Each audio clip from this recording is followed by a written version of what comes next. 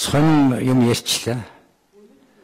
Сая доллар шилжүүлсэн хүнийг хууль бусаар хувийн компани шилжүүлсэн хүнийг албан тушаалаа шагнаад гадаадд суулгачлаа.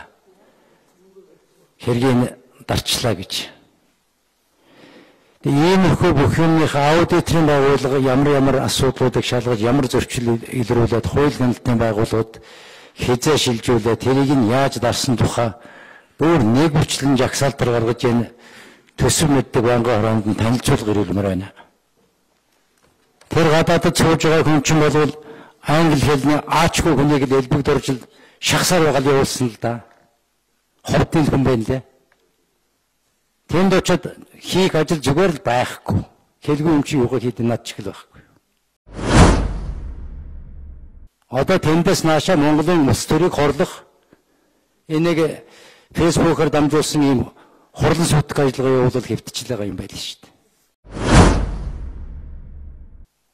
Аимшигтай юмнууд явж штэ. Одоо усаас хулгайлсан мөнгөөрөө хэвлэл мэдээллийн хэрэгслийг худалдаж аваад хариу эргэж энэ тег садаа болж байгаа хүмүүсийг эдсэн уусанд тег садаа болж байгаа хүмүүсийг агнах ав эхэлж чад удаж штэ.